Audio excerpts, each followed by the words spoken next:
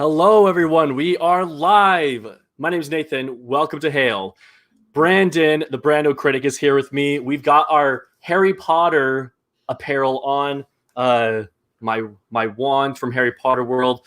I have to soak in using the wand and the robe because what other chances do I have to wear them other than going to the park? Yeah, absolutely. Yeah, I have to use my resources.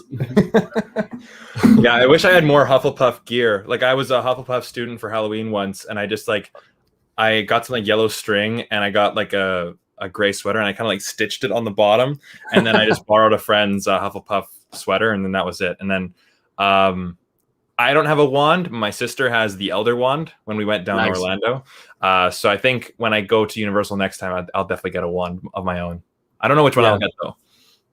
Yeah. When I went to the California one, and because of COVID, they had the wand choosing ceremony closed, but they still had the wand shop open. So you could ask a worker, you could basically say okay, I'm a Hufflepuff and I'm into this kind of thing. And they'd be like, oh, you need this kind of wand.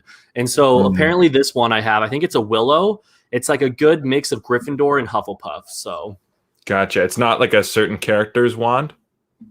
What was that? It's not a certain character's wand, right? It's just a wand. Yeah, it's just a wand. Okay, gotcha. Yeah, I think it was Draco's wand that I like. It's just very simple, but yeah, I can't remember. But yeah, I'll have to go back and I'll let you know which one I get. Okay, just 1 second here. Okay, can you hear me okay? Yeah, I can hear you just fine. Okay, perfect. It was a little laggy for just 1 second, so I think we're good now. Really quickly, we have a few comments in the chat that I want to quickly address, and then we'll go ahead and start our ranking. Okay, so all right, so Bernardo, I finally can rank Harry Potter. Yeah, I felt a little bad. Last night's stream was very exclusive to the ones who've read the books, but tonight's stream will hopefully be a little bit more accessible for the viewers. This is the finale. What a great 3 days. Yeah, third live stream in a row. I've never done anything like this. Finish off the trilogy. Yes. Yo, Deathly Hallows Part 2 better be your number one, Nate, or I'm unsubscribing right now. Well, Nick, it's been nice knowing you. Well, all right. Hi. Hey, what's up? Yeah, Brandon. I don't know Brandon. He made it. Yeah, you did. Us Brandons had to stick together. Absolutely. I'm all agreeing as if I am Brandon too. Prisoner number one, no cap. Prisoner in part one, maybe tied for my number one. Glad I can make it. Sweet. So thank you everyone for being here. Nick just unsubscribed for me, so that's great. Off to a great start here. So if you weren't here for last night's stream, the way this will be working is Brandon and I will be ranking our Harry Potter movies from least favorite to favorite. And just like last night, I want to emphasize it's least favorite, not worst, because I love all of these movies. Yeah, me too. Yeah, they're just it's being in the Harry Potter world. This might be a bad example, and I hope I don't get more unsubscribers from this, but even a movie like Rise of Skywalker is a movie that I enjoy at least a little bit because it's a Star Wars movie. Yeah, yes, it's my least favorite, but it's the same thing with Harry Potter, where I'm not comparing my least favorite Harry Potter to Rise of Skywalker because I don't like Rise of Skywalker, whereas I do like my number 8. But yeah, these movies will be from our least favorite, the one we love the least, to the one we love the most. What we'll be doing is Brandon will share his number 8, then I'll share my number 8. We'll go back and forth. But as we share our rankings, we also want to hear your comments. We'll be talking about what we love. And so we also hope that you guys can talk about what you love about each of the movies too. So without further ado, Brandon, what is your number 8 Harry Potter movie?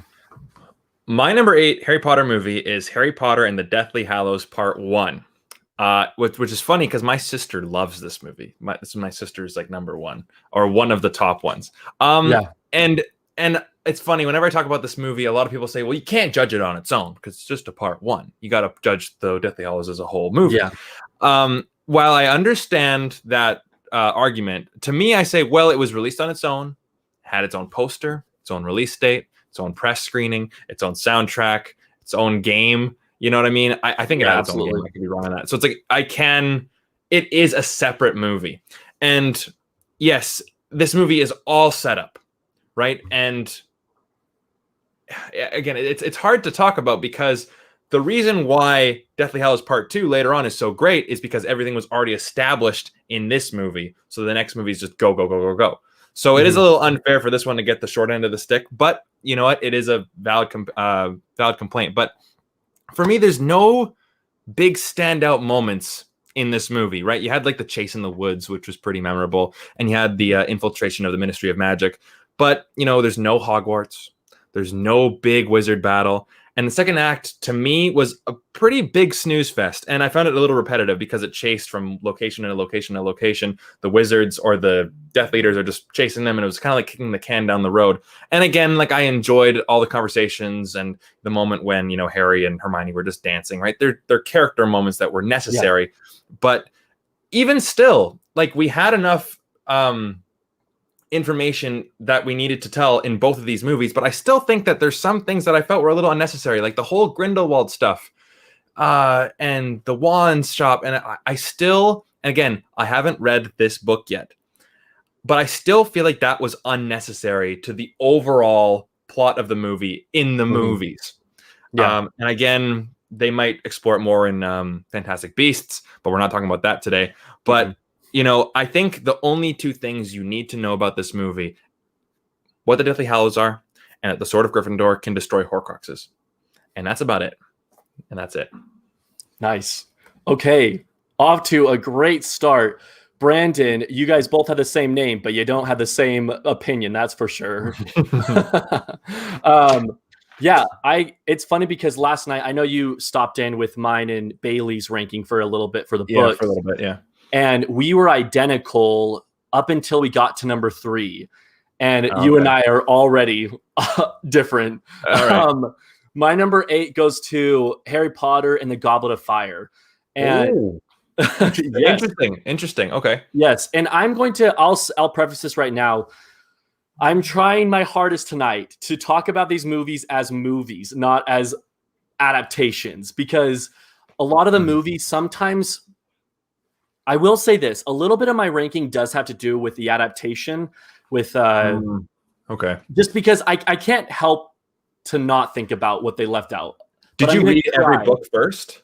What was that? Did you read every book first before you saw the movie, or was there any movie that you saw? Oh, so you saw the movies first. I saw every movie first. I will say for Deathly Hallows, I tried to read. What happened is it came out in 2007, I want to say, and I tried to read the book before seeing the movie. I was in 5th grade at the time, and I got to the chapter where they infiltrate the Ministry of Magic, and I was so lost. Like, even up to that point in the book, I was just so confused. I thought I could read it without having read any of the other books. Right. It just didn't work. And so I'm one of the rare few that watched all the movies and then read all the books, which that'll be you too. So, that will be me. And you know, it's funny. I've only read the first 2 books, but I did read them at King's Cross Station. So I'm pretty happy about that.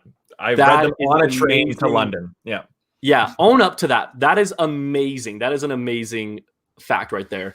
But yeah, so I will say really quickly, the plus side to watching the movies or reading the books after you watch the movies is the way I look at it is it's basically like extended scenes. It's like you're watching deleted scenes of the movie. I mean, obviously the books are the source material, so it's kind of like wrong of me to say that, but that's how I feel because we all know the story, and so reading the book, it's just getting more of the story, which I really like. But and you know what the characters look like in the movies, whereas you know when you read the books first, you have your own interpretation of what Harry would even look like, and you'd go like, "Oh, Daniel Radcliffe, that's not Harry Potter." Like I have some friends that don't like the casting; they think they're too good looking. But then again, it's a Hollywood movie. You want to have the best looking people in it, so I understand that. But yeah, so that's true. And Gavin, I did not read 2 books in one train ride. It was just throughout the entire UK trip. Nice. I can't read that fast. Yeah, that's my my goal some days to go to actual King's Cross Station.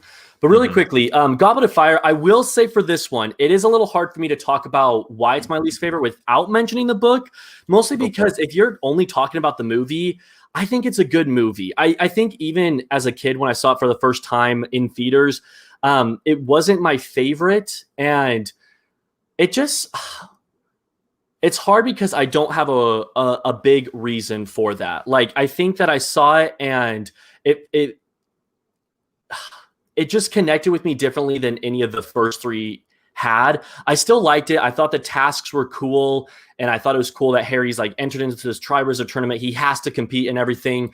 But today, really my biggest complaint with the movie is there's a lot they leave out of the book. And maybe that'll be something that when you get around to the books, you'll see that it's just like there's whole entire story elements and characters that are left out of the movie adaptation. So I miss that. I think that they could have changed a lot of things around. Like some things they do include in the movie, I'm like, well, like get rid of that and put this in the movie that's in the book. What's an example? So like, okay, for an example, the Yule Ball scene is absolutely incredible. But one little thing, and I could probably dig deeper and think of like more things, but on the spot, they could have maybe cut a little bit more out of the Yule Ball scene and added more from the story. Like for an example, Barty Crouch Jr., the hello, father. Yeah. Barty Crouch Jr., his character in the book is a lot more well-developed. Like you hear a backstory of him. He's supposed to be in Azkaban, but in the movie, the first, like when they're at the Quidditch World Cup, they see him and it's like, wait, he's not even like in the book, he's in an invisibility cloak. It's completely different. Yeah. I could spend all day talking about differences between the book and movie with Goblet of Fire, but my number 8 is Goblet of Fire, mostly for that reason. I think they should have just changed a few things up. And then the director, I've heard before that the director he hadn't read the book, or I'll have to look at my facts before I say that. Never mind. It's something to do with the director. It didn't seem like he was as on board with the movie as past or other directors were, I guess. Right. But really quickly, okay, cool. Nick here is talking about Last Jedi. Nick, I think you're the one I need to unsubscribe from here. Oh. Yeah, wrong franchise there, bud. Yeah, different franchise, man. Yeah, I got my lightsaber here, and he has his blue milk or whatever. I was thinking, like, what's like a cup in Star Wars? Yeah, blue milk. It's blue milk, yeah. Yeah, it's my number 8 because it was the least amount of Harry in the franchise. Okay, cool. So the comment section is going in a Star Wars direction. Oh yeah, tonight's about HP. Let's keep this going. Yeah, guys, let's go. Let's stay on track. Okay, cool. Nick, I want to know your number 8 Harry Potter movie. Write it in the comments. So let's move on to our number 7. We got some good number 8s. A lot of Deathly Hallows Part 1. I don't know if you noticed that while you were talking, but we have Josh with Deathly Hallows Part 1, Gavin with Deathly Hallows Part 1. Eli does cool stuff. Number 8, Goblet of Fire, Half-Blood Prince, Goblet of Fire. Yeah. So, Brandon, what is your number 7? This is where people unsubscribe to me. Okay, let's hear it. It's so weird. My sister and I, we totally agree on this one. And we grew up with watching Harry Potter. And both of us have only read the first 2 books. So we were definitely movies kids first, and then the books are coming. But a lot of people love this one. Harry Potter and the Order of Phoenix. Nice. Okay, so I wrote down some notes. This film feels like it's treading water. The Ministry of Magic wants to keep Harry and Hogwarts quiet about Voldemort, right? That's really the plot of the movie. Now, Dolores Umbridge is a great villain. I could punch her in the face. I hate her so much. And you know what? I don't know who said it. I don't know if it was Stephen King or some great author said this, how Dolores Umbridge was one of the best villains he'd ever read. It was Stephen King, yeah. Okay, because, not every single person can relate to this magical wizard psychopath killing their parents and then torturing them for all of your adolescence. But every single person out here has had a bad teacher, a bad principal, who you just know is out to get you for some reason. Every single person has had that. And that is personified in Dolores Umbridge. So she was great. But, Harry and Voldemort are linked. Sirius Black dies. Spoiler alerts, obviously. And then you find out about the prophecy.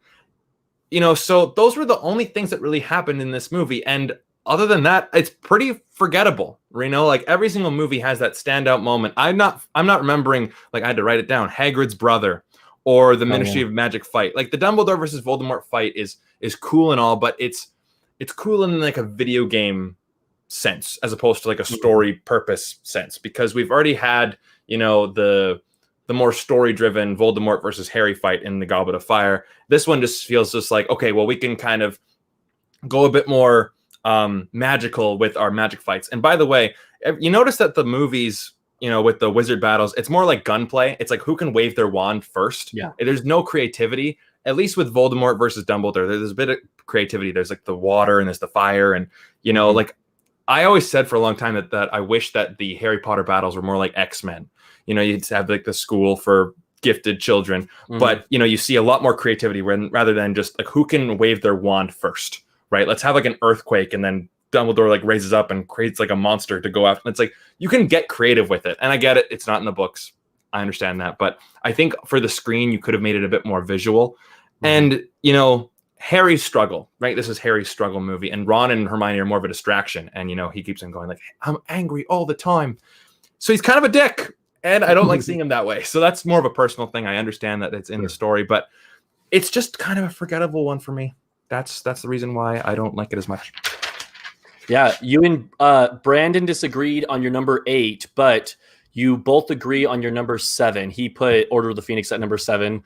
And then also, really quickly, Mike Newell was the director of Goblet of Fire. He was stated that he was ruthless when coming to deleting things from the book that he couldn't see a way of doing. So I think that's what I've just heard a lot of things. That's one thing right there. But right. And then Brandon, I love every Harry Potter movie, so this ranking is really hard for me. I completely agree. I think the only one for me that's like definitively my least favorite is Goblet of Fire. And then after that, my list changes from 7 to 1 because like I love all of them so much. But yeah. And then really quickly, Brandon, Umbridge is cool because she has political power, which makes it so no one can really do anything at Hogwarts. Yeah, it's all about that control. And I think that one thing that's hard for me with Order of the Phoenix personally also is it was around the time where both Emma Watson and Rupert Grint were getting tired of doing the series. At the point of, I read that it was after Goblet of Fire. They're both like, Emma Watson was super close to leaving and everything. And I almost feel like I can tell that. Like in this movie, like sure, Hermione and Ron are still like their characters and everything, but Ron especially, he seems so depressed in this movie. I recently watched it, obviously, this last summer, and like he just doesn't seem the same to me. So that's kind of a complaint I have with Order. But my number 7 is, like I said, guys, 7 to 1. It's hard for me. This could change any day. But my number 7, I'm going to say Sorcerer's Stone today, or Philosopher's Stone, depending on where you are. Yeah. For me, I love this movie so much. It's just a matter of 6 other movies I like more. By the way, I love seeing your reactions to my rankings. It just seems like we have such a different ranking. This is great. It's very different. Sorcerer's Stone is just incredibly nostalgic for me. I saw it in theaters a few years ago for the first time in forever. And like my local theater was playing all the Harry Potter movies. And so I had to jump on that opportunity. And from the very beginning of seeing like the Warner Brother logo in the sky and hearing the Harry Potter theme, I'm in the Harry Potter world automatically. I haven't even seen a character yet. I've heard the music and I have seen the Warner Brothers logo, and I'm in it, baby. I love it so much. It's a comfort movie for me. It's a very warm feeling movie. You know what I mean? Like it's just that movie that whenever I watch it, I'm a kid again. And even if I'm 24 years old watching it, it's like there's not a worry in the world. I'm just so happy being in the movie that I'm watching. I'm looking at some notes as well. A lot of people kind of complain about the kid actors. I think they're great. I think that... Yeah, me too. Yeah, I think we are so blessed with Daniel Radcliffe, Emma Watson, and Rupert Grint. They kill it in every movie, even from the beginning, right in here, the first movie. And then there's a lot of eventful things that happen. There's everything that happens through the trapdoor after that scene. is super exciting. And then you got Quidditch, Forbidden Forest, and then the iconic shot of all the students going on the boats to Hogwarts and that first glimpse you see of Hogwarts. It's so freaking iconic. And that's why I'm talking about how much I love about it. And it's freaking number 7. So that just kind of gives you an idea of how much I love these movies. But those are my thoughts on Sorcerer. Okay, Brandon says, why would Emma want to leave the series? Being on set sounds so fun. Brandon, I don't know if you've ever been on a film set. You know, they're super long days. You don't get days off. Shooting a movie is tough, and especially for someone who is a kid. Like you get cast in these movies when you're 10 or 11 years old, and your entire childhood or adolescence is on a film set. Film sets are boring, especially when you're the actor, because as soon as you go on, you gotta, film the scene 17 different times from 14 different angles, and you gotta, like, on the special effects shots, sometimes you just go shoot one movement, okay, cut, start it again, do it over again. And for a child, especially with Emma Watson, where she wants to go to school and she wants to, do other things, it's tough on a kid. So I understand. It is crazy how they got all 3 actors to come back and do great performances for every single movie. Great performances. The 5th one, like you just said, but you know what I mean? It was just they got very, very lucky. Very lucky. Yes. We are very blessed to have these 3. So yeah, everything you just said, I agree with. And then Brendan also says it's just a magical and has cozy vibes. They're like winter movies, but also not, because they aren't. Yeah, aren't in one season. Yeah, I see. I see what you mean. I totally know what you mean. I have the friends that watch them in the winter, and then I just watch them all in the summer. I think that they really are. They're just cozy movies. Not the biggest Wes Anderson fan, but if he directed a Harry Potter film, it would be pretty interesting. I wonder which one would be the best one for Wes Anderson to direct. Do a spin-off. Don't make it one of the main stories. Do a spin-off movie with it. I was going to say, I can't imagine. I'm thinking of the original, 7 stories, and I'm like, what one would I even think? Definitely not Goblet of Fire. Yeah, maybe Half-Blood Prince. That's the least eventful one, I feel like. Yeah. Maybe Half-Blood Prince. Yeah. But okay. Thank you, everyone, for leaving your comments. We're moving right along here, going on to our number 6. Brandon, give it to me. Half-Blood Prince. We were just discussing it. So, this is the last Harry Potter movie before we ditch the Harry Potter formula, right? Like James Bond, like Indiana Jones. All these movies have somewhat of a similar formula where, you start off with Harry before Hogwarts, before the school year. You start to learn about the struggles at hand, right? The main plot. And of course, he goes to Hogwarts, and then, hijinks ensue throughout the year. And then the movie ends with the graduation, right? Yep. So, the main 2 storylines obviously being Draco, having to deal with killing Dumbledore, and Slughorn has some information about Voldemort, and Harry Potter needs to try to get close to him. This is definitely one of the most lighthearted movies. It's definitely the funniest, definitely the goofiest, and especially with Daniel Radcliffe's performance. And, sometimes you think like you're so close to the end that you want to have this pretty dark storyline and a dark tone. But also I think as well, it's like this is the last normal school year that these students are ever going to have. Right. So, with him just trying to get close to Slughorn, who is a bit more of a goofy character, right? Like Jim Broadbent, I think is the actor. Oh, Harry, yes, hello, oh, yes. So he's very like proper, and he's very like jolly, right? So it kind of matches that personality as well. And you know what? I'm just thankful that Michael Gambon, I think, in this movie finally gets Dumbledore right. Like he kind of feels like, again, I haven't read the books, but Richard Harris to me is just like the ultimate Dumbledore. It was a shame that he passed away, but he's a lot more calm, and he's a lot more just more of a mentor, and you're not really scared of him. People call him Grumbledore in Goblet of Fire, Yes, there's not many action spectacles, sure. And, the Half-Blood Prince, as soon as, spoiler alert, that Snape says, I am the Half-Blood Prince. I'm like, oh yeah, what? Oh yeah, I forgot. This is the Half-Blood Prince. And it's so true. and I don't know if that's probably just the movie, but it's like that line's supposed to be like a zinger going, oh, you're kind of like, oh yeah, right. It didn't really have the desired effect, but this one is a very lighthearted movie. Yeah, and I feel like the Half-Blood Prince, maybe it's not as anticlimactic, but it's in the I keep mentioning Rise of Skywalker. This isn't intentional, but it's like when he says like you're the granddaughter of Sidious. I remember when I first found that out, I was like, yeah, wow, that's impressive.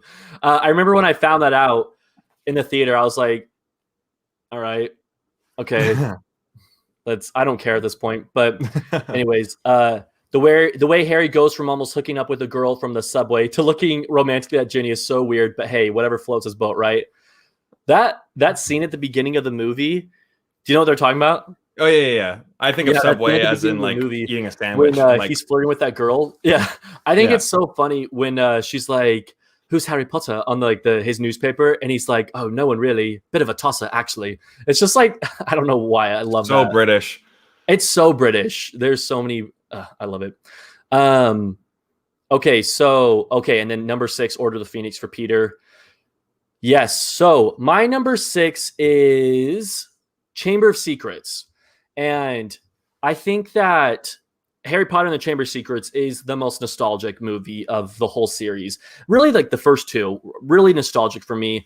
All of them are, but it's something about those first two, the Chris Columbus directed ones that hit different for me. I love everything about Chamber of Secrets. Okay, maybe not everything. I think at parts it's a little too cheesy for its own good. There's a deleted scene with Harry and Hedwig, and Harry is like, "Who am I, Hedwig? What am I?" And it's just like it's really cheesy. I'm kind of glad they got rid of that one scene. Right. But I love so much about Chamber of Secrets. Like Malfoy's in Quidditch now. I mean, that's exciting. As a little kid, I was like, "Oh man, this is crazy!" And then there's like the duel between Malfoy and Harry. You got Polyjuice Potion. You got the Forbidden Forest with the spiders. It's kind of funny how 2 movies in a row they go in the Forbidden Forest. But spiders to this day totally hold up. I think they look great. And then Kenneth Branagh as Professor Lockhart is such an idiot. He's so good. Yeah, exactly. Yeah. Exactly. It's the fact that he just laughs at his own jokes. He's always, I mean, he does the character so much justice with like offering autographs, being super arrogant. Women love him for no reason. Yes. It's like, it's kind of like, it's not quite the same extent of Umbridge where you love to hate them, because he's not like a mean character. He's just super arrogant, but like kind of a doofus. Exactly. That's the perfect word. I love him because of how dumb he is. Yeah. Okay, really quickly, we've got Gavin's sharing his, or is this? It's funny. There's someone in the chat who has left me a couple of messages on my last Crimes of Grindelwald review, because I think that's one of the worst movies I've ever seen, and they love it. And I remember in our comment section, he's definitely been a big defender of that. Best of Crimes of Grindelwald. It's like, I could not disagree more. That's one of the worst movies I've ever seen. Not just Harry Potter, just ever. Oh yeah, man. I'm sorry. Inside Out, Vanellope and Annie, yes. Parental Guidance, no. But I'm not a big fan of Crimes of Grindelwald at all. But film is subjective, so thanks for leaving your comment. Okay, so Bailey came in late, but I'm here. It's been a year since I just watched them, so it's hard to figure it out exactly now. I think Goblet of Fire, Order of the Phoenix, Deathly Hallows Part 2 are my bottom 3. That's okay. That's all right. The Part 2 sounded like it hurt you, and maybe Goblet. Deathly Hallows Part 2. Yeah, that sounded like it hurt. Chamber's underrated. Yeah, I think that I feel like it is underrated. I feel like a lot of people's list is just automatically last place, and Chamber has so much to love about it. Yeah, I don't know why so many people hate it so much. Like I try to understand people's opinions as best I can. That one, I have a really hard time figuring out why people really dislike Chamber of Secrets so much. The only thing I can think of is that it's still the early movies. It's still the kind of like, I always use the word childish, but it's still like the childish entries to the franchise. Right. But at the same time, like it's so magical, and I know that's so so punny, but it's so freaking magical. And the ending, Hogwarts is not the same without you, Hagrid, and they all start clapping. Oh man, Oh, we've love talked it. about this before. That isn't I'll that the bring it scene up that soon. makes? Didn't you cry in that one? I'll bring it up when I talk about Okay, Chamber of Secrets. absolutely. Yeah. Excited to hear that.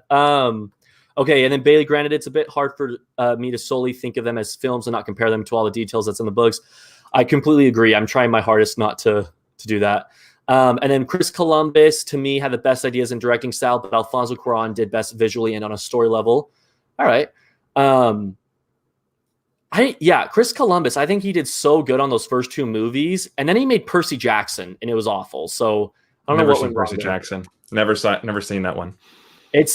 I read the book as a kid, saw the movie. Even as a kid, I was like, this is garbage. Chamber of Secrets goes by so fast. It's literally 3 hours long. Nobody talks about how great the editing is. Yeah, there's a lot of good tricks with the editing. I'm thinking of one in particular where Ron and Harry are looking out the window reflection when they're trying to catch on to the basilisk, the whole mystery of Hogwarts, and seeing their reflection. Really cool. Oh, right. Yeah. Oh, yeah. Disagree with Grindelwald. There you go. I agree, but it kind of overstays its welcome at times, in my opinion. Fair enough. I don't even want to watch Fantastic Beasts. I'll save myself the harm. I didn't mind the first one. I thought the first one did capture that Harry Potter charm. It's not bad. It's not a terrible movie by any means. I call it Harry Potter Pokemon. That's how I think about the first one. It's just them catching, creatures the whole movie. So it's a blast. I think people hate movie Ginny, which plays into not liking Chamber. Ginny is a pretty big character in Chamber, but I feel like movie Ginny's worse in the later ones. Yeah. It's just like awkward. In Chamber, she's just like a cute kid. Exactly. She's not really in it very much. She doesn't really say anything until the end. Yeah, it's so true. Yeah. My top 5 favorite Harry Potter characters. Okay, here's Grindelwald, Nagini, Hagrid, Dumbledore, Ron. Yeah, that makes sense because Nagini is a big character in Crimes of Grindelwald, so that makes sense. For a second, I was thinking Nagini. I haven't seen the movie since theaters. I actually love Deadly Hallows Part 1. Nice. Boycotting Fantastic Beasts because of Johnny Depp. Controversial stuff here, folks. It's just a movie, Yeah. My least favorite is Goblet, not because of Grumbledore. I love that nickname, by the way, Brandon. Yeah. They left so much out of the book. It's still solid. Yeah, I feel the same way. Fantastic Beasts, more like boring beasts. Yeah, definitly Half-Blood Prince, where he gets Ginny. Gunny gets whack. I was like, is this some sort of nickname? Okay, so are we on number 5 now? Number 5, yeah. All right, cool. Let me type that in. Hey, let's hear your number 5. Funny enough, we were just talking about it. Goblet of Fire. You know what? So I call this movie Harry Potter and the Journey of Hair Continuity. Because everyone at that time in 2005 had the really long hair. Yes. I did too, though. I was 10 in 2005, and I looked like one of the Sprouse brothers from Zack and Cody. I looked just like them at that age. It was terrible. But, growing up, I loved this one because this was the first action movie in the Harry Potter franchise, right? Like the action sequences are very exciting. They're high intensity. The dragon fight, the Triwizard Tournament just in general is so action packed, and it is the most video game like Harry Potter movie in terms of just the action set pieces. But what's funny is that Harry Potter has his most death defying obstacle yet. Yeah, and that is asking out a girl to the dance. But you know what, though? Like, my issues with this, and it's funny, I like both tones that this movie brings forward, but they're so juxtaposed. You have this movie, which is the darkest movie yet out of the first 4. Sure. Voldemort coming back to life. First PG-13. First PG-13. There's genocide at the World Cup. And then you have the Yule Ball, right, where all the guys are trying to ask out girls, and you have Filch's weird run, where he's like... So it's just so all over the place, and Ron's checking out like the asses of the girls, like bloody hell, right? So it's just all over the place. But it's I can't really fault the movie though, because it's like at the funny scenes you want them to be funny, and then at the dark scenes you want them to be dark. So again, I can't really fault the movie for that. It's more of like what I'm sure that they were in the books as well. And great casting. Ray Fiennes as Voldemort, Mad Eye Moody with Brendan Gleeson. I think those are two great additions to the cast. Amazing. Mike Newell, one thing I thought he did very well. He is actually the first British director that these films ever had, and he gets the British boarding school vibe right. Where it's like all the guys are trying to ask out the girls and they're talking about things. And by the way, I think it is just so great to see like Ron Weasley, right, wants to ask out Hermione. Okay. And who does she go out with? The guy that would trigger every little ounce of his jealousy. Yes. Guy who he idolizes, Victor Crumb. Right? Okay, guys in the chat, have you guys ever liked a girl in high school and you want to ask her out, but like maybe don't have the time or didn't have the time or just missed your chance, and then she goes out with the guy who is like your rival or the guy that you don't like or the guy that you've idolized? You're like, oh, and just triggers every single moment of your jealousy. It's just the worst. Yes. So I felt for Ron in that scene. And the Cedric Diggory death. Oh, it is hard to watch. Yes, I've had people talk to me on my show. It's like, oh, I laughed at that scene. It's so cheesy. I'm like, okay, buddy, tough shit. You're trying to be all like, again, if you didn't cry at that part, no problem. But I break down every single time. And Grumbledore, Harry, did you put your name in the goblet of fire? Answer me, damn it! It's like, yeah. So, but it's enjoyable. I really like that one. Yeah, no, I think you made some great points there. It reminds me that like, although it's my least favorite, there is still so much to love about it. Like I in my video this summer for every Harry Potter movie I talked about, my Goblet of Fire one was for every con I have to list a pro. And so there are still plenty of things I love about Goblet of Fire, and I liked hearing your thoughts because it kind of just reminds me that it still is a good Harry Potter. Like, I can't only be mad about the book adaptation. I can still like it. So, right. Yeah. I always have to say this for Gavin. That's my boy. Yeah. Oh, it's so hard. That is it's good acting. A lot of people make fun of it. I tend to kind of make fun of it. I just like imitating him. That's all I like to do. Yeah. But it's like, yeah, exactly. It's such good acting though. Like, it really is sad. I remember, you know what? Now that I think about it, I think as a kid, I was ticked that Cedric died because I didn't read the books. And so watching the movie, I'm like, oh, this new guy's like pretty cool. And he gets murdered. And it's like the first Harry Potter movie with, I think besides Quirrell and the Basilisk, I don't know, like a character, like a good character. It's the first one where like an innocent person dies. And so. Right. Yeah.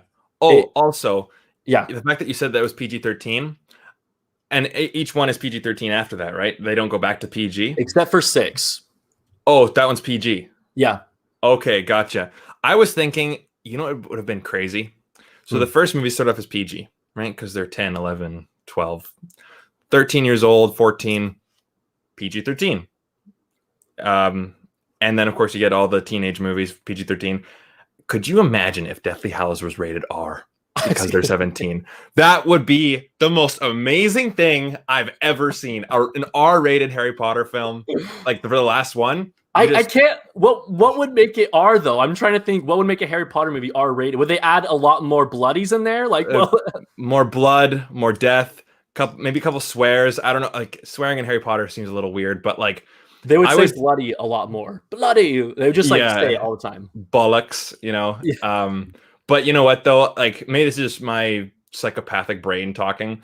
But if I were directing that movie, I would have destroyed the astronomy tower. I would have had that thing fall down. Just wipe out a bunch of students and Death Leaders. Just have like the real battle. Just the castle just get demolished. I do like that they burnt the Quidditch stadium, and I like how they destroyed the bridge. In the trailer, the Quidditch burning. Oh, just chills down my spine. We'll talk about that movie once we get to it. That, I don't know, man. Part 1, that scene with Harry and Hermione kissing. That's pretty risque material right there. You know what I'm talking about? Yeah. The Horcrux. I think of all of them, part 1 is probably the darkest one. Or number 4? No, sorry. Deathly Hallows Part 1. Oh, sorry. Okay. Yeah. Cut out there for a second. Okay, there have been a lot of comments. Before I share my number 5, I want to quickly go through some of these. I don't even know where I left off. I'm just going to start right here. Never really liked Half-Blood Prince to begin with. It was the very last movie I saw in theaters in the 2000s decade. I should have watched Ice Age: Dawn of Dinosaurs third time instead. I don't agree, but I haven't seen that one. I haven't seen any Ice Age movie. Yeah, I saw that one. I'm going to take my robe off. It's getting hot in here. But yeah. So, okay, the shocking act of Goblet of Fire completely changes the tone for the next 4 films. Okay, I think I did share that one. Oh, people joke a lot about Edward Cullen's death, aka Robert Pattinson, who played Cedric. Yeah, I think that's when you were talking about that. It's the second longest in the series, but the film is always intriguing, and the Triwizard Tournament was done really well. I agree. I think the first 2 tasks especially are very well done. The third one is just very rushed. Even as a kid, I thought that. There could have been more in the maze. Right. Scene of Cedric's father breaking down will haunt me forever. It's a sad scene. Yeah, really quick side note. On IMDb, if you look at Robert Pattinson, the 4 movies he's known for is the Twilight Saga. And I want people to move on from that. I want him to be known for Good Time or Lighthouse or Tenet. Yeah, Tenet. That's probably bigger than the other 2 I just mentioned. But okay, yeah. So this is so nostalgic. I remember seeing Harry Potter and the Deathly Hallows Part 2 in the movie theater when I was a very young kid, 10 years ago to be exact. Yeah. Filch's cat was innocent, Nate. I didn't say anything about the cat. Chamber of Secrets and Deathly Hallows Part 1 are number 5 and number 4 for me. I don't know which order for sure right now. Gotcha. It's hard. Nagini eating the teacher. Oh yeah, we're talking about how dark the 6th one is, or 7th Part 1. Showing Death Eaters gobble people's flesh would be fun. Maybe the Fenrir Greyback, the werewolf Death Eater. Actually, he's not a Death Eater. The werewolf. Right. Harry Potter and the Full Blood Prince, rated R. Yeah. Lots of blood. That's good. We'll go down not only one of the most shocking and devastating moments in the series, but in movie history in general. It's a sad death. I don't know about movie history in general. I think we're just Harry Potter nerds that we just love it. So yeah, it's for Harry Potter, it's definitely noteworthy as a very sad death. Half-Blood Prince was nominated for cinematography at the 82nd Oscars. Well, there you go. Oh, the Batman. Yeah, you could be known for the Batman. Batman, yeah. Death Eaters, get it. Where's my... Okay. Harry Potter is a cool world. I agree, yes. Tunes by Ryan. I agree. Yeah. I don't even know. I don't know what that Jackson. Means. This is my friend from high school. Hey, Jack. Not just my friend from high school. We're still friends. Yes. Yeah. You met him in high school. Yes, exactly. Okay, sorry guys. My number 5 is Harry Potter and the Half-Blood Prince, which before rewatching them this summer was my number 7. So it jumped a few spots. I mean, going from 7 to 5, it doesn't sound too monumental, but this is Harry Potter we're talking about, so that's a big deal to me. But Half-Blood Prince is perhaps, I kind of mentioned this earlier, but it's perhaps the least eventful Harry Potter film of all of them. I mean, the most exciting part is Dumbledore and Harry getting the Horcrux. And even at that, it's not nearly as exciting. Like, there's more exciting scenes in the first movie. It's just like, it's not the most exciting Harry Potter movie, but I think it still works so well. To kind of echo what you were saying, Jim Broadbent, I love him as Professor Slughorn. I think in every single live stream for the last 3 nights, I have mentioned Professor Slughorn at some point, with the famous quotes being, "What's the matter with Wenby?" or "Good to see you, Wallenby." It's him calling Ron a different name every time he sees him. That kills me. That's right. Or the "All hands on deck, Granger," when he like knocks her butterbeer out of her hand and she like spills on the table. And then his face is absolutely hilarious. Then you've got the whole plot with Harry and Malfoy.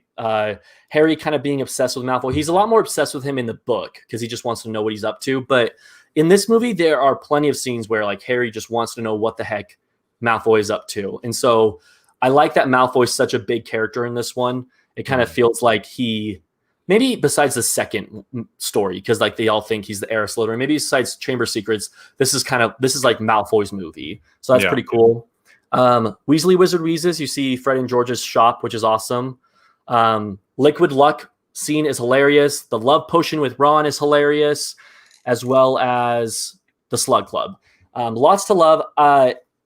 When you talked about the astronomy tower being like falling down on students, I had this vision of just like a student's hand, like just lying out about like under the bricks and mortar, just like crushed. But in the book, there's a lot. The astronomy tower doesn't fall, but when you get to that part in the book, it's a lot more exciting than the movie does it. There's it's like fighting back and forth with all these wizards and Death Eaters, and in the movie, it's just Harry like running after Snape, which is kind of boring. Right, exactly. You said no innocent characters in the series died before. Mrs. Norris didn't die, though. Oh, okay, died before Cedric, but for a second I thought Filch's cat died, but I was wrong. Okay, got it. I see what you're saying now. Yeah. Petrified. All right, thanks for joining, Brandon. You're probably long gone now. Bathilda Bagshot creeped me out when I was little. That's fair. She still creeps me out, man. Half-Blood Prince is my favorite. I have to go. All right, see you later. Here's the rest of my list. Sorcerer's Stone, Part 2, Part 1, Prisoner. What do you think of his list, Brandon? Well, you'll see when I say mine. Okay. Oof. I don't think I've ever given a movie a 0 out of 10. I think every movie deserves at least. It got made. Yeah, exactly. Making a movie is hard work. Yeah. What does ICHYO mean? Did you notice I skipped that? I totally just skipped that. I was just like, I give Half-Blood Prince. I have no idea what that means. Neither do I. I have no freaking clue. Number 4 is Deadly Hallows Part 1. All right, they want us to move on. So we'll go on to number 4. We're already getting comments for number 4. Okay. What is your number 4? My number 4 is the Philosopher's Stone. So yes, I am technically considered the international overseas market, even though Canada is not overseas at all. But yes, we are the Philosopher's Stone. And growing up, I had the VHS and the DVD of Philosopher's Stone, but I had the Blu-ray of Sorcerer's Stone. And yes, they did film twice for those different things. I find that just so crazy how they had to do that. But anyways, this movie is the definition of movie magic. And yes, it's a pun, but it's true. And Richard Roper, the critic that replaced Gene Siskel, said The Wizard of Oz of its generation. And I completely agree. Like the casting of this movie, Daniel Radcliffe, Rupert Grint, and Emma Watson, like the chemistry, charm, and charisma of those actors is legendary. And those 3 actors, they feel like your friends. Those were my friends growing up, was Ron, Hermione, and Harry Potter. It was funny. I never really wanted to be Harry Potter. I just wanted to hang out with them. You know what I mean? It was a very weird dynamic. And the adult characters, they all take the source material seriously. Like when you hear rumors about how Robin Williams wanted to play Hagrid, it's like, okay, that would have been the tone would have been completely off, right? And I'm glad that they only chose British actors for it. Yes. But the one thing where this film does a fantastic job is the world building, right? It feels fully realized, and it has its own mythos, right? You're the boy who lived, right? So it's got legends in the world. It's magical and wonderful, but yet it has that perfect hint of danger and mystery. And you definitely hear that in the score. It's very triumphant, right? Dun, dun, dun, dun, dun, dun. But the first couple chords in Hedwig's themes are all minor. They don't sound too safe. Na na na na na na na na na no no. So it's not like Star Wars where it's just ba ba ba. It's all major chords and they're all like feeling safe. It's very mysterious, and that's what Harry Potter is really known for doing extremely well, because you have like the school where you learn about magic and everything, but you have a 3-headed dog locked away in this part, and you have the Forbidden Forest with all the monsters in there. So there's that sense of danger, which I think is really fully realized, and every location and item is memorable. There's a reason why Harry Potter, like Platform 9 3/4 and the Quidditch tournament and everything, every single item, every single location has its own character, right? And the only thing that I have bad to say about this movie is that because we're all fans of it, and we've watched it so many times. This movie is basically setting up everything about the Wizarding World for the next couple movies. So it's like, okay, well, I know all about this stuff already. So it's like you're getting taught, about Quidditch and how to play it again. Yeah. But that's basically like any movie. If you watch the movie as many times as you do, like you understand everything already. So Philosopher's Stone and up to my number 1 are the movies that I give a 5 out of 5 to. Everything else I give like a 4 or a 3 or a 2. Here on out, I give 5 out of 5s to. And Philosopher's Stone is my number 4. Nice. For me, actually, yeah, that's the same with me. Starting at number 5, starting at number 4, I have 5 out of 5s the rest of this list. Oh, okay, right.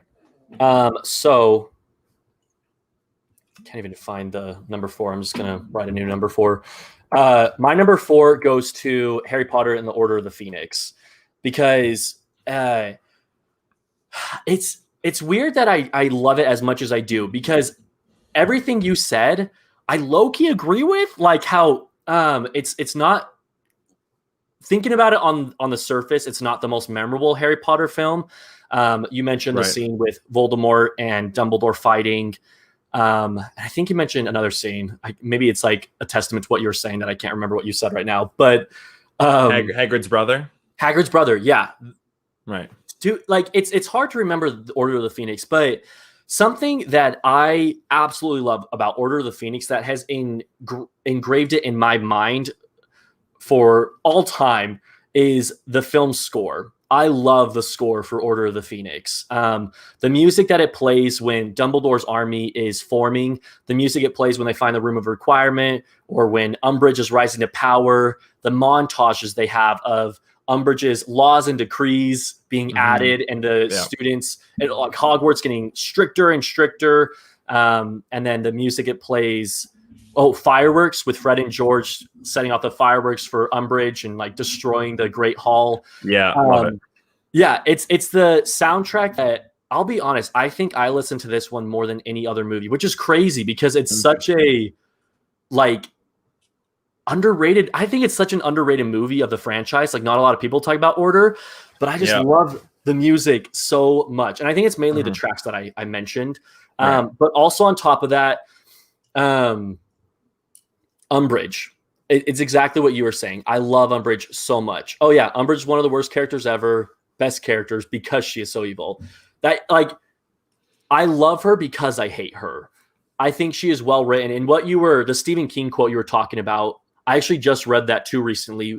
What he was saying is that Umbridge is the best villain he's read about since Hannibal Lecter in Silence of the Lambs. And that's like a humongous shoes to fill. The fact that he's comparing Umbridge with a character in a Best Picture winning film and an iconic villain like that, I think it's amazing. And so I think she is amazing. Imelda Stanton, so great at her performance as Umbridge. Luna Lovegood is introduced in this movie, and I think that I love her. Evanna Lynch, she is like perfectly casted. Like, it's the way she talks. The first thing, like one of the first things she says, the Irish accent. It's the Irish accent, man. Yeah. It's like, I love when she's just like, hungry. I hope there's pudding. It's like one of the first things she says in the movie, and it's just little things like that where she says the darndest things. You can't help but just love her so much. Wish she would have come out earlier in the series, honestly. But also the whole Dumbledore's army forming, the scene where you see all the Patronuses is just, this is Harry Potter at his prime, where it's like you see all the Patronuses, the students casting their Patronuses, preparing to fight the evil dark wizards. It's so exciting to me. And then Dumbledore versus Voldemort is amazing as well. Yeah. Did you do the quiz online to find out what your Patronus is? I did, and it's the official one too. I did the Harry Potter website and everything. Yeah. So what's your Patronus? Mine's a dolphin. That is so cool. Yeah. I don't think I've ever met anyone who has a dolphin. That's amazing. Yeah, I mean, I don't know if you believe in like astrology and like the signs and stuff. Wait, no, that's okay. I always get astrology and astronomy mixed up. Astronomy is like the planets, right? Yes. Okay, astrology. Like I'm a Cancer. I love being around the water. That's just Wow. my thing, and I guess they just got that right. It's dolphin. So yeah. That is so cool. Bernardo's is an otter. That's Hermione's, so that's pretty Yeah. cool. My Patronus is a black stallion, which Okay. I think it's. I wish I could relate to it like you relate to a dolphin with like the water and everything, but black stallion, yeah, like cool. That's cool. I think it's funny that it's like a black stallion when they're all the same color. It's like a Patronus is a Patronus, but Yeah. I have to tell people it's black. It's a black stallion specifically. Right. It's not a horse. It's a black stallion. I think the coolest thing about that is that, you know, if Harry Potter existed, we're like fighting Dementors, seeing a black stallion charge a Dementor would be really cool. But other than that, I have like no association with horses. It's actually kind of funny. Quick side story. I was kind of curious. I wanted to take the quiz again, and they only let you take it once on the Harry Potter Right. site. So I created a whole new account just because I was curious. I was like, is there another animal that I meant to match with? I got a gray squirrel. I'm like, no, I'm keeping the black stallion. I'll just stick with the black stallion. We're meant to be. Yeah. Okay. Chris Columbus nailed the intro to the franchise, but the producers were right to replace him after Chamber of Secrets because he would not be able to grow up with the characters. I don't know if I agree with that because he stepped away because of his kids, and he still produced Prisoner of Azkaban. Mm-hmm. So I don't think that's true at all. But yeah. And David Yates did 4 of the movies, so I don't know if I agree with that. I don't know if I have an opinion. I think I like that. I think he could have definitely progressed with the series and done a good job still. I'll say that. Right. I do like the difference of directors though, because like I can't imagine Chris Columbus directing the third one. And that's probably just because we have the third one. So it's hard for me to imagine it, but yeah. No, I agree too, but I just don't think that he was like taken away because it's like, oh well, now your time's up. Yeah. I think I'd agree with that too. Order has the best score in the whole series, in my opinion. It's such a bold statement to say that because, like, and I know I just said it too. I'm just kind of repeating what I'm saying too. All the movies have amazing scores. Dumbledore's Army, the yeah, I like that one the most. Or the fireworks. Mm-hmm. Yeah, so good. Yeah. Hey, Mark.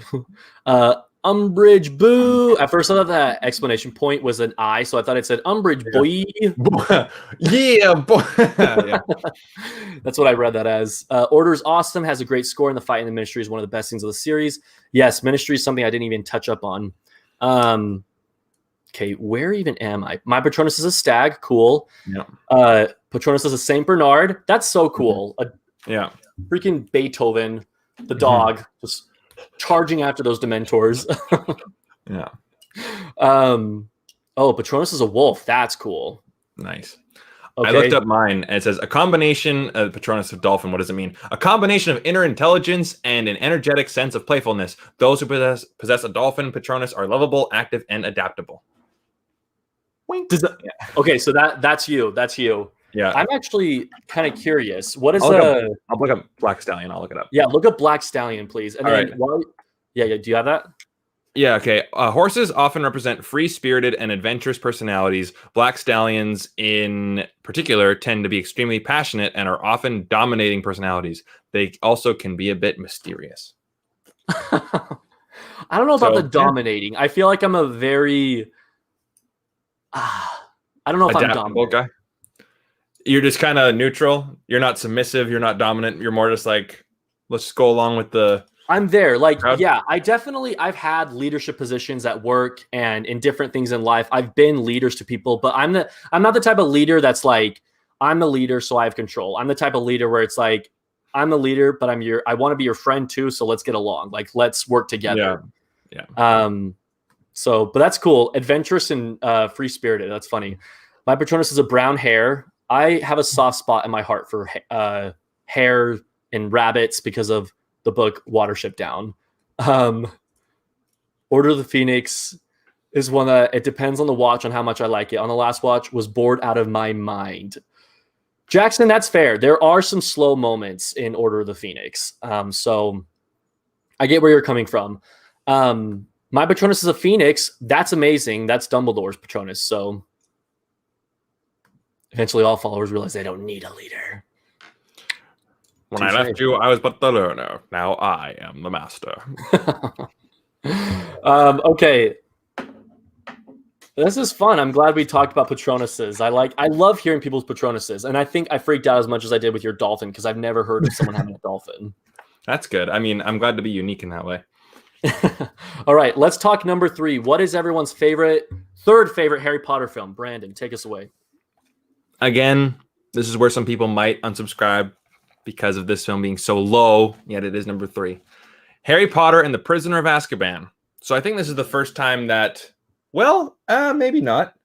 I think Half-Blood Prince is my number 6. So you have the 6th film being the 6th on the ranking, and then third one being Prisoner of Azkaban. So this is the technical best in terms of filmmaking, right? Yes. In terms of the cinematography and the production design, the sound design, and the score. Maybe not the score. Score is it's definitely the most unique out of all of them. So I like that the adolescence is a character in itself.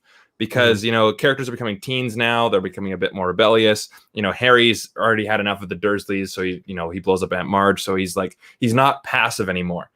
Mm-hmm. He slowly became more aggressive and more of a dominant character in the movies. But in this one, it's like, nope, enough's enough. I'm the main character now. You cannot you can't take anything from him now. And Alfonso Cuarón allowed the actors to dress and do their hair the way that they wanted. And you can definitely see that with, Malfoy and with Neville, and their clothes are untucked and all that stuff. And did you know that, I'm sure you knew this, about how Alfonso Cuarón wanted all the characters to write an essay about their character? Emma Watson, huge essay, 10 pages. Yep. Daniel Radcliffe, 1 page. And Rupert Grint didn't even do it. I'm like, that is just perfect. That's how you know that you cast the right characters. Yes. Isolation. Harry Potter is different, right? He has a burden. And, it's subtle, but even he gets left behind a lot when everyone goes to Hogsmeade. He's the one who has to talk with Lupin. It's the first time in the series where he is definitely removed from Ron and Hermione, and even subtle ways where you go, all right, who would like to say hello? Everyone steps back except for Harry. It's like a cute little visual cue. Yes. And the tone, Chamber of Secrets, I would say, has the darker plot, but this movie just feels darker. And a lot of that is with the color palette, right? It's a lot more dark. The score is a lot of harpsichords, and it's really off-putting. Like you have the Macbeth, double, toil and trouble. And the cinematography, lots of long takes, lots of movement. The blocking is different. Like when Dumbledore talks for the first time, the camera never stops moving. And it's always unsettling. And it's just all subtle. And the filmmaking aspects of Prisoner of Azkaban are the best. And my 2 reasons why I don't have this as my number 1 or my number 2. Michael Gambon, he's great, he's good, but he's not great as Richard Harris. And I get into many arguments about this. I think the Time Turner opens up a whole can of worms. Number 1, again, it's a valid argument. Now that you have the Time Turner, you've established that you can go back and change the past. Why have they never used it before? And why have they never used it since? And second of all, this is just me personally, I'm not a big fan of seeing, again, some movies can do it well, but I don't like seeing a giant group of events and then seeing the same group of events again from a different angle. Yeah. It's not as exciting. Okay, this happens next, and a little twist. But there's no big reveal. There's no big, okay, they're probably gonna save Buckbeak. Okay, now they're back in time. Then you can kind of already in your head put the Band-Aids over what happened. So that's the reason why Prisoner of Azkaban does not hit my number 1 or my number 2, but everything else though, I still love the movie. And adding Professor Trelawney, Professor Lupin, another each movie adds some more characters. Again, it's a great one. Yes, I mean I completely agree. I haven't discussed it yet, but I love it very much. In response to the Time Turner one, it's hard because for the longest time that has bothered me. I've always wondered. Just a second. Get this girl out of here. Yeah. We're moving that person out. Okay. Jesus. Yeah. Anyway. Yeah. So they got destroyed in the 5th book in the Battle of the Ministry of Magic. So I knew that. Yeah, Luke, thank you. It still makes you wonder, why didn't they ever go back to I always wondered, why didn't they go back in time to kill Voldemort? And or the death of Harry's parents. The death of Harry's parents. We've got a few people. What is this?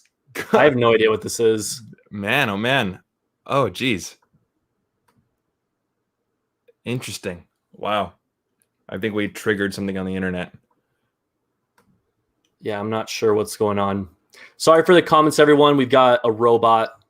Someone trolling us. A couple of them. Look, there's another one. There's a lot of people. Wow.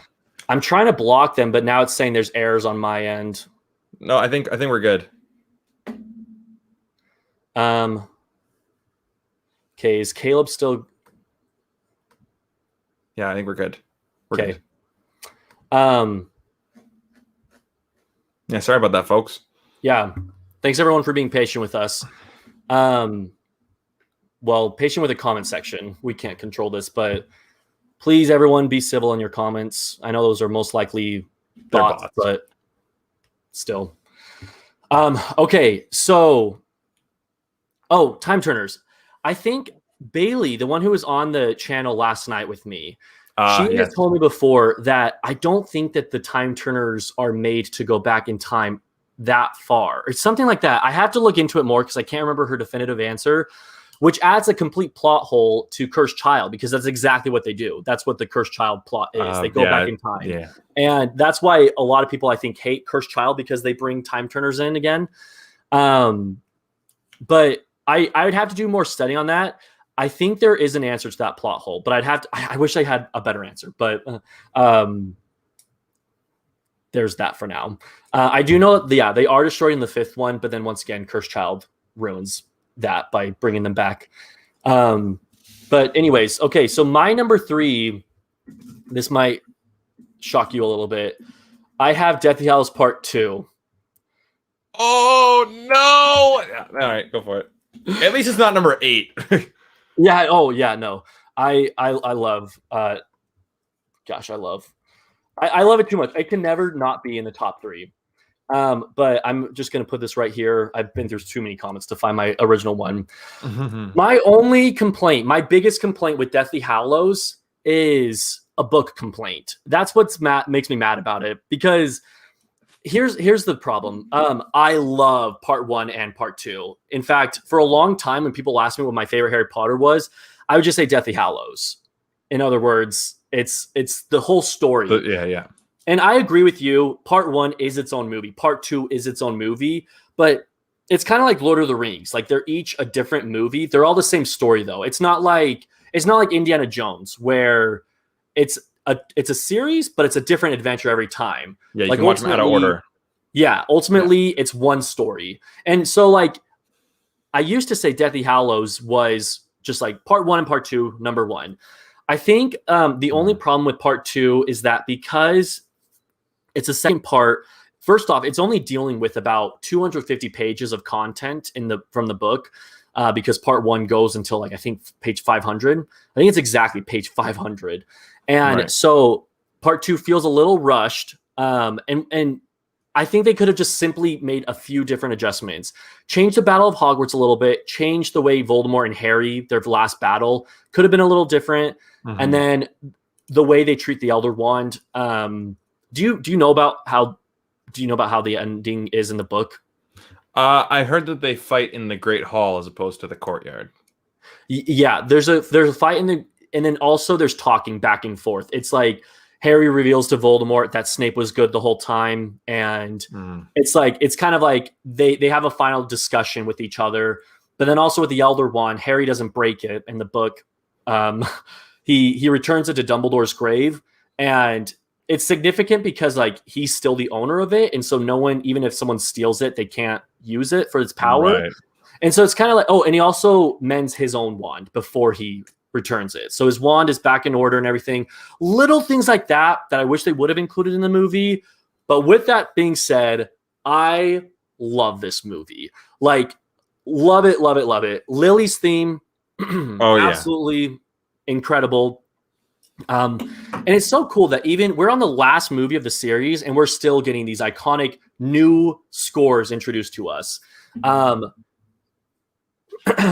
Although I complain about the Battle of Hogwarts, what we do get is still outstanding. Just seeing utter chaos in every corner of the screen. It is amazing. And then on top of that, I love seeing the spiders. I love seeing the giants. It's so exciting. I love seeing Aberforth, Dumbledore's brother, fight in the battle. And then on top of that, 19 years later, one of my favorite endings to a movie of all time. Like we talked earlier about how Cedric's death is like, I don't know if his death's like the saddest of like movie history, but for me, when we're talking movie history, part 2 holds a spot for my favorite movie ending. I don't know if it is my favorite ending, but it's like, it's on a top 10 list. I'll say that. I love this ending. It's a farewell to not only a series, but to my childhood. I've mentioned this several times on the channel, but it came out when I was right before I was going into high school, the summer before high school. And, that's when stuff starts getting real in life. You're starting high school, you start growing up. It's kind of sad. Harry Potter was the end of my childhood, literally. And so every time I see that final scene, major chills, and I absolutely love it. So, okay. So high school, like I didn't go to middle school. Like we just go from elementary school to high school. So what grade is that? Yeah, so I finished like grade 10. Okay, yeah. I finished 8th grade, and then it was the summer before 9th grade. So where I was, it's different in a lot of places, because even like where my sister's going to school now, I believe it's different than how my school was. But for me, it was 1st through 5th were elementary, I think. Oh no, they even changed. 1st through 4th were elementary, 5th and 6th middle, 7th and 8th junior high, 9th through 12 high school. Right. Gotcha. So it was right before high school started. Yes. Yeah. Well, apparently Ty has the hot takes too. And then, yes, there we go. It's everyone's number 1, but not mine. You just showed 4 comments in a row that people agree with you. Yes. My number 2, I think it was Dream Neutron actually. Oh wait, I missed the comment that he's responding to. So yeah, I don't know what everyone's talking about. Danny Phantom and I don't know what any of that stuff is. It's Nick and Jackson. We have a group chat going, so they're probably just sharing all these inside jokes together. Gotcha. Number 2 and number 1 is Deadly Hallows Part 1 and 2, but I consider one big film. I feel the same way. Okay, I actually like Part 1 more. Hey, what do you know? So do I. I like Part 2 more. We finally know the truth about Snape. Yes. Oh, that's another thing. Snape. That's a whole nother scene. Junior high, 7th and 8th, and high school is 9th through 12. Okay, everyone, let's move on to number 2. What is everyone's number 2? Brandon. My number 2, and this is, again, a very unpopular one I find with a lot of people, is Harry Potter and the Chamber of Secrets. And again, it is my nostalgia one, but I literally think I still love this movie. So first of all, it improves upon everything from the previous movie. Less explanation and just right into the action. Better special effects and better action sequences. It's darker and more serious, especially with the score. Actors have gotten older, more mysterious and spooky plot, right? There's a sense of doom, going on throughout the entire thing, right? So you have, Dobby coming and basically he's getting locked in the door. They don't make the train. So it's that whole car fiasco, the Whomping Willow, the Rogue Bludger. I love Dobby. There's the Rogue Bludger. There's everything is out to kill Harry in this one. It gets a lot more serious, and there's definitely a good step up from the original in that sense. And there's a scarier villain, a snake that kills you if you look at it. Yeah. Think about how terrifying that is. And if you actually look at the actual plot, it's ethnic cleansing at Hogwarts. like a group of wizards want to eradicate another group of wizards for not being pure enough. That's true. Really think about that. It's a little, it's quite intense for a PG movie. And having a snake that kills you by you looking at it, that gave me nightmares as a kid. But you got new characters, right? You got Dobby. He's cute but mischievous. Professor Sprout, who's really wholesome. Gilderoy Lockhart, who's arrogant. He's the arrogant doofus. And then Lucius Malfoy, who's just a prick. Yes. He's just the worst. One of my favorite scenes, though, and in all of Harry Potter, is when Professor McGonagall is explaining the Chamber of Secrets. And she does that little double take. She goes, oh, very well. Like, okay, here you go. Like, we're doing this. They have to know. And the ending. I'll talk about the ending. We talked about this earlier. So in the ending, Hagrid returns from Azkaban and he says thank you to Harry Potter. And Harry Potter says, there's no Hogwarts without you, Hagrid. And he gives him a hug and they start clapping.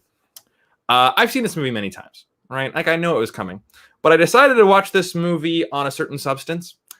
And as soon as that happened, I just could not control myself. I was just bawling my eyes out. I'm like, oh, it's Harry Potter. I love Harry Potter so much. My sister comes in. What are you doing? It's Harry Potter. Shut up. Go away.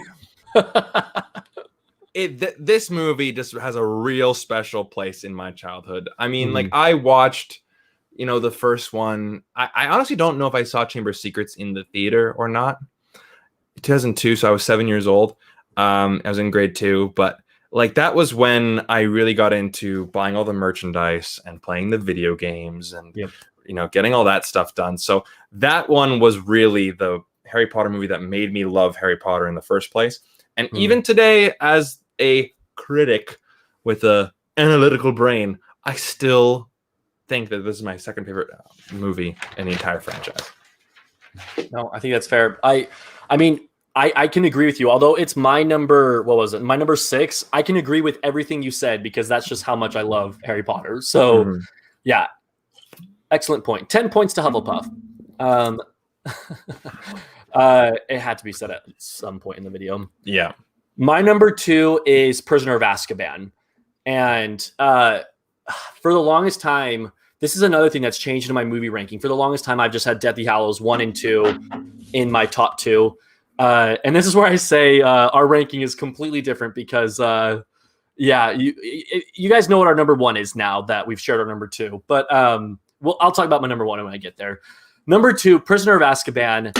So much to love about this movie. I mentioned this in my book ranking last night too because it's one of my favorite books.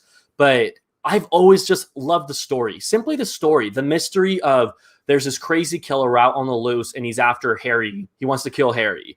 But little hints are thrown at you. And by the end of it, when you find out that he was never after Harry, everything comes full circle. It makes complete sense. Like everything you thought was against Harry becomes sensical for the reason it's not. You know what I mean? Like it's he loves Harry. And even when it's Lupin, Sirius, all of them in the Shrieking Shack for the first time, and Sirius says only one will die tonight. You all know, like the first time you're watching it, you're like, oh freak, he's gonna kill Harry. Yeah.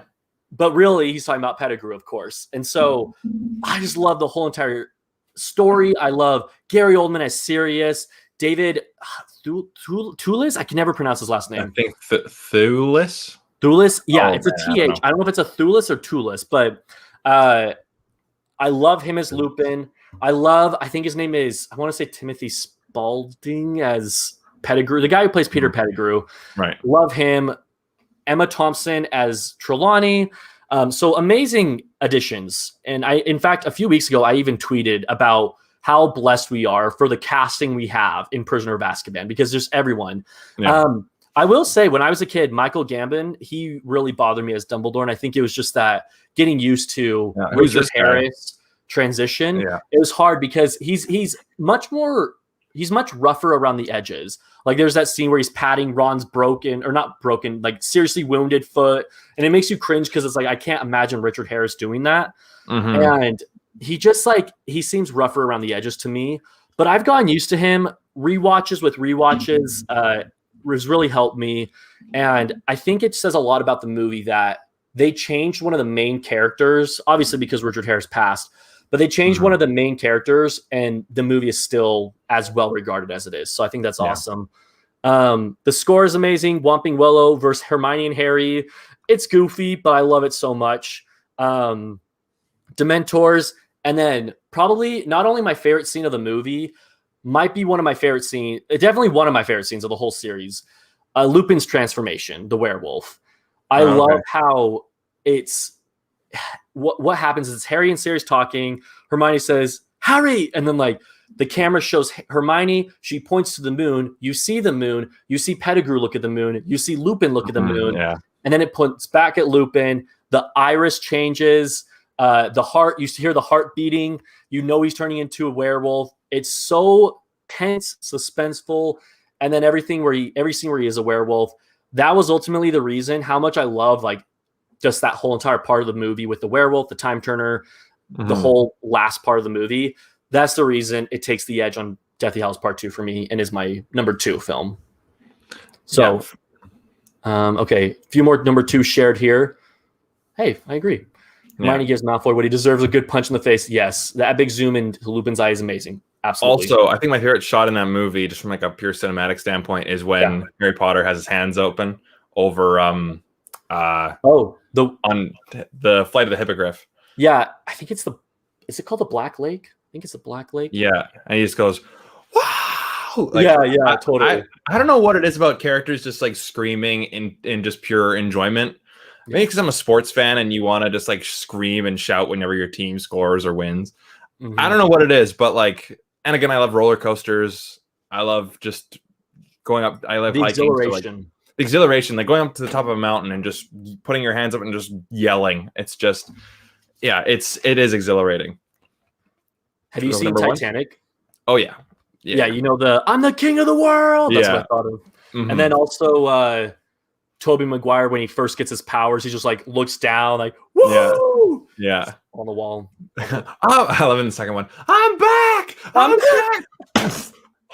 Oh, and that crack is some of the best sound design in a superhero movie. Just My back. Sorry. Hold on. Oh, I can't do it.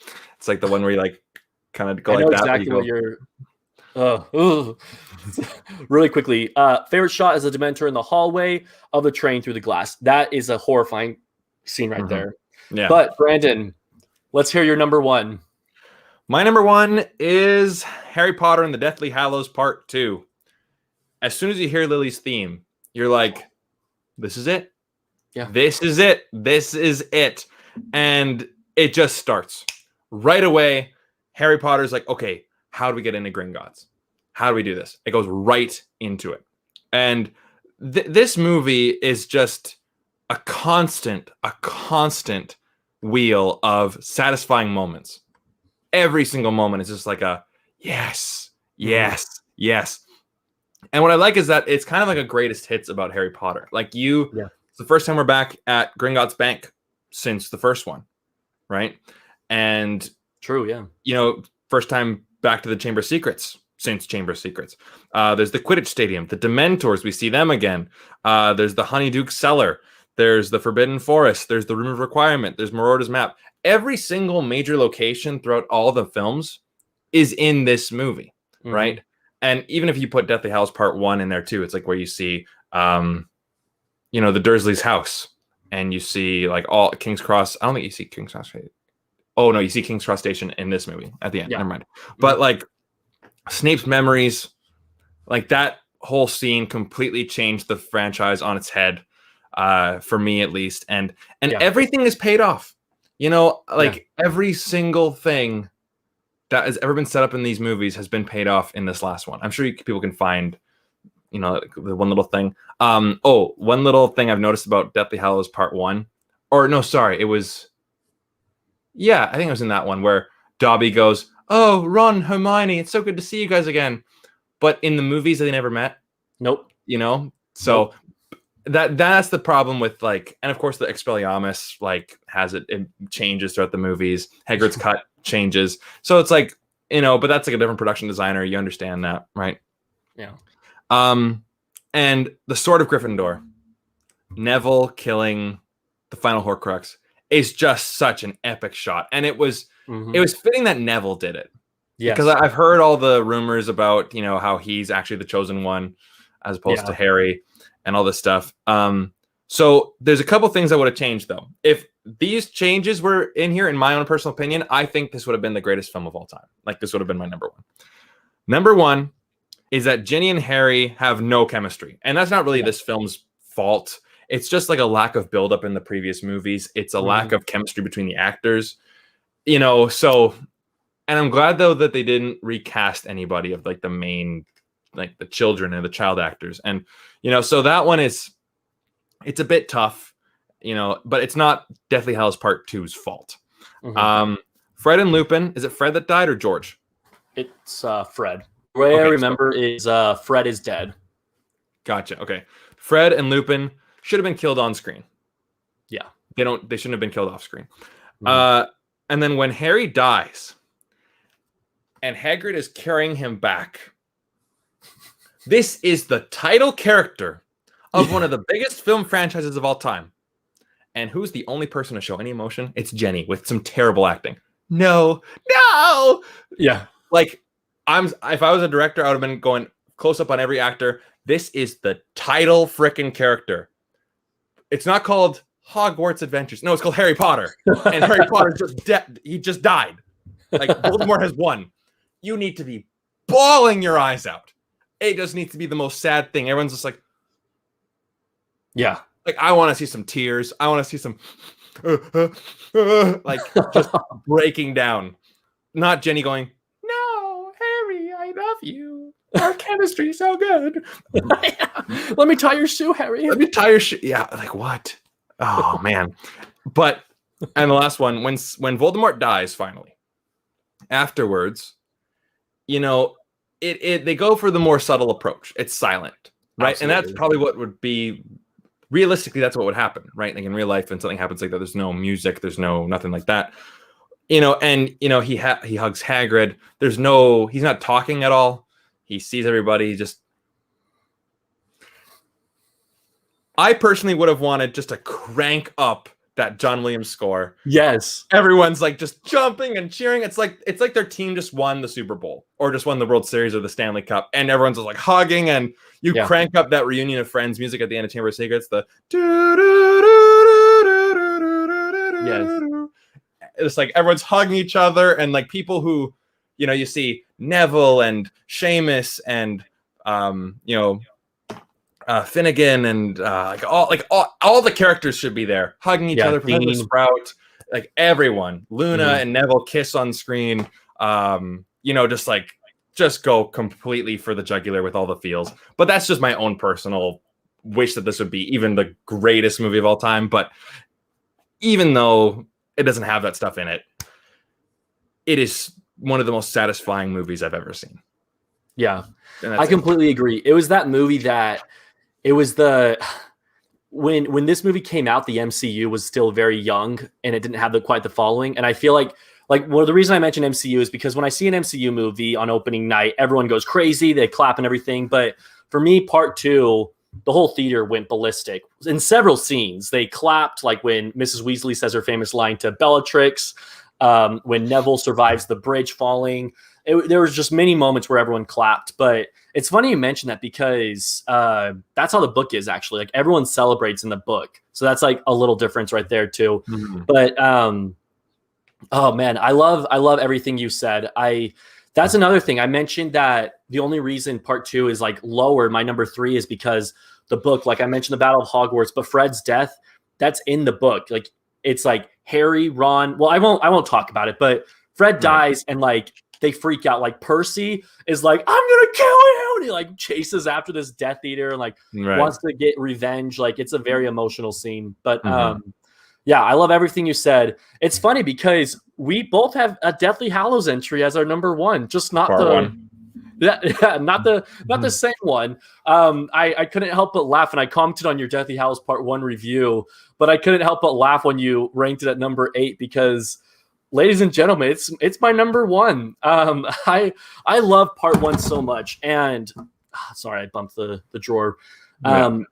I love it so much, and I wrote a few notes about just like what I love it about it. I have a whole video as well about why I love it as much as I do, but Death Yellows Part One is such a it's such a satisfying movie to me because I love it in a film franchise when characters know that they are at the end, when they know that it's almost done, they're on the run, the bad guys are winning. Like I just love that. Well, the stakes are high. I think that's what I'm trying to get at. Right. And Part One is that movie. I mean, the opening is my favorite movie of any Harry Potter movie. I love how it opens with Hermione erasing her parents' memory of her.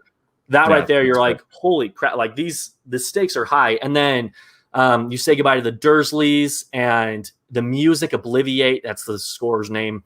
Such a good track. Part One is right up there with one of my favorite movie scores for the franchise. But and then Seven Potters, super exciting. Hedwig's death. The first time I saw it, it affected me even more than Dobby's death. I'm not gonna lie, mostly because of the iconic, just like seeing Hedwig in all the movies. It's like, oh my gosh, this really is the end. It's hard. Yeah. He does not so nonchalantly though. You know what I mean? It's like Hedwig.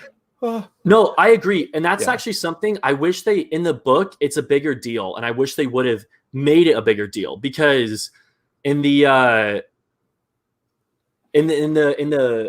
movie, yeah, it's like Hedwig, and then it's like it moves on. But in the book, it's a thing where he tells Hagrid like Hedwig died, and Hagrid's like, "Oh, I'm so sorry, Harry," and it's like it's really sad character loss for me. Oh, and I think that this one also has a lot of character development, which is impressive because we're in the 7th movie and we're still seeing these characters develop. And I think of all the movies, this is the trio's best performance from each of them. You see them really get on each other's nerves, not necessarily get on each other's nerves, but they're all very frustrated. Like Dumbledore's dead. He's left them with nothing. And it's just them three, our favorite characters together trying to save the world, basically. And so I love that. Godric's Hollow scene, super emotional. Harry seeing his parents' grave and then the back shot being horrifying is great. Ministry of Magic. I love the return of Umbridge, mostly because I mentioned how much I love Umbridge already, but it's so cool seeing her back in the series. Running Through the Woods, you mentioned that one. Malfoy Manor is very scary. Dobby's death, it's the track called Farewell Dobby. One of my favorite tracks of the whole series. It's so sad, and I love that Harry's like, we're gonna bury him, but we're not using magic. Like, I don't want to use any magic, and it's a very good send off, a very good ending to Part One, a good lead in to Part Two. But it's a movie that it's just I love so much about it, and yeah. Anyways, it's my number one. But we have a few comments here. We are almost done, everyone. Thank you for sticking with us as long as you have. Finally, someone loves Part One. Yeah, I'm used to it. It's okay. It's okay. I'm used to it being like the hated on movie. But you know what? I've gotten used to it over the years. In London, I took a Harry Potter tour, and we went around a lot of the filming locations. And I talked with the guy, and he's like, "Yeah, my favorite's Part One." I'm like, "Oh, interesting." So he's like a Harry Potter. His job is to talk about Harry Potter, and his favorite one is number one. So I'm like, okay, you know what? It's kind of nice to actually hear a difference of opinion with that. Yeah. Because my number one's not Prisoner of Azkaban. I feel like that's like the popular number one. It's up there for sure. Yeah. I still love Prisoner. What is this? Similar to Endgame, everything we know comes to this and is so satisfying, every single thing. Professor McGonagall line, I've always wanted to do that. Yes, love it. We're still going. Yes. Oh, you know what's funny? I didn't actually tell you this before. My ex-girlfriend was a self-proclaimed Harry Potter fan, and she's like, I love all the movies except for Prisoner of Azkaban. That one sucked. I'm like, wow. I mean, hey, think what you want, but that was just so blatantly different than everyone else. Yeah. And I'm like, oh, interesting. What's her favorite one? I don't remember. I'm not gonna text her to find out. I don't remember, but it was definitely not Prisoner of Azkaban. That was just That's it was insane. so weird. I love Prisoner. Okay, then we've got a few last minute rankings. Prisoner, Deathly Hallows Part 2, Sorcerer Order, Chamber. Nice. I think it's a solid list. Problem with Deathly Hallows Part 1 is that there's a lot of setup and I can never say this word, meandering throughout the film. Yes, but that it's necessary for Part 2. Yeah. You know what I mean? And also, I don't think that there's a lot of meandering. Like, you could say that I don't know. I feel like you could say that about everything that they're doing is important. I could see if there was Yes. like, if it was like, here's another Star Wars side, another Star Wars mention. If it was like Last Jedi, where they go on the gambling planet, and it's kind of like, okay, why did we go to this planet in the first place? If it Yeah. was things like that, where it's just kind of like they're just wasting time, I would Yeah. see that. But I think every scene they include in this, even the camping scenes, are important Yeah. because it shows like how these characters tick, how Yeah. it really shows that they are getting frustrated. They're kind of losing their minds because they're so frustrated. Yeah. And Um, with Last Jedi, it's like, okay, we need to give these characters something to do.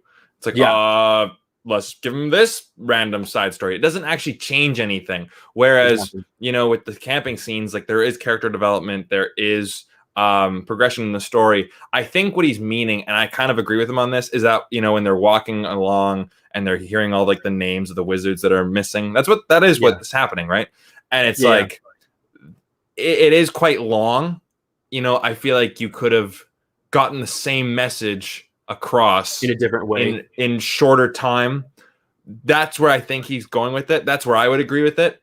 I can see that. But that's what I think. No, I could actually see that, especially because they do that earlier on in the movie series where they take something that's long. Sorry about the lighting, by the way, guys. Using natural lighting and it's getting darker. But Right. I could see that earlier in the movies, they take something that should be long exposition and they shorten it. And so I could see that argument. That's something I would be fine with them changing. Mm-hmm. I'd say the only pro to having those scenes in is that it's showing that Ron, especially, is getting fed up. Like, there's one particular where he's like, does he know what he's doing? And Hermione's basically like, I don't think any of us know what we're doing. Yeah, it calms him. Yeah. Yeah. Last thing, one of my favorite scenes of the entire series is when Harry and Ron get into the argument. It's interesting. Something weird about me. I've never liked that Harry and Ron get in an argument in Goblet of Fire. Maybe it's because I don't like the reason. But yet, Deathly Hallows is my favorite movie, and they get in an argument here too. But I think it's more of a justified argument, and also the locket plays a part. Yeah, in the fourth one, Ron is definitely dealing with like the friend syndrome. It's like, oh, he's Harry Potter's friend. Like Harry Potter's the one who's the chosen one. He's the boy who lived. He's the in the Triwizard Tournament, he is like the famous one. And yet, yeah, like what did he say? It's like, well, Harry Potter's stupid friend, and then of course you have like jealousy for him is definitely a theme. And then of course with Hermione Granger going out with Victor Crumb. Yeah, I'm gonna ask you this: are you fine with Harry and her, or you? Well, maybe because you read the books, it's different. But are you okay with Ron and Hermione getting together as opposed to Harry and Hermione? Because I thought I heard something like J.K. Rowling said that she made the mistake of having Ron and Hermione get together. It should have been Harry. But I don't know. What do you think? I'm okay with it. I think if anything, Harry and Ginny is weirder to me than Ron and Hermione. I think what's cute about Ron and Hermione is that, I don't know if cute's the best word, but they're always bickering. It's always like they're like that married couple throughout the whole series, even in the books.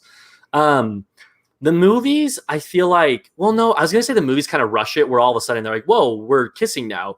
But they really don't, because even like starting around, I think it's around the fifth one that it just seems like they kind of act differently toward each other. So I'm cool. I'm pro Ron, Hermione. I don't know if I'd like Harry and Hermione. I don't know.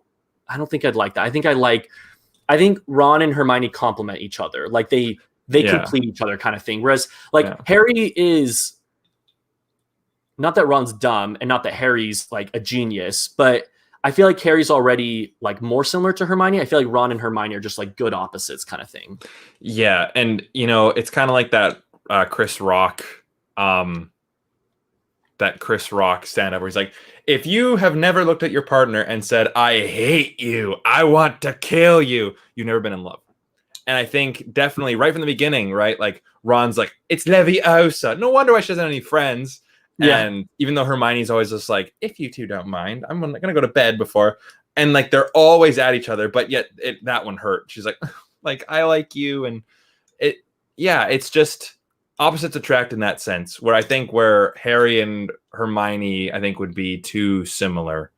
You know what I mean? Exactly. Where it would just, you need a bit of friction, a little bit for that to work. So I think Ron and Hermione would work. And I'm sure that they are more, developed in the books. And I'm sure Ginny and Harry are better in the books. Because I'm sorry, They but that definitely are. Bonnie Wright and Daniel Radcliffe have no chemistry.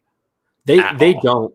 It's hard. Yeah. It's hard. In the sixth book, they go on dates. Like it talks about Harry and Ginny hanging out, sitting under a tree together, just like in their words, snogging. Like, and Yeah. all of that is left out of the movie. Yeah. Yeah. It's snogging. It's I her don't and like that Dean. word. Yeah. Hey, right, snogging, you see. Right, it's good chapping to me, snogging. Yeah, it's British.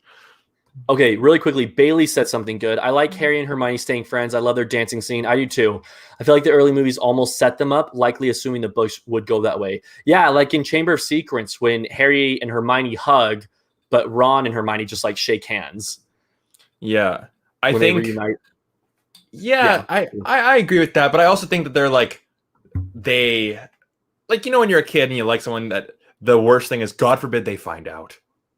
I think that it's like no, this doesn't.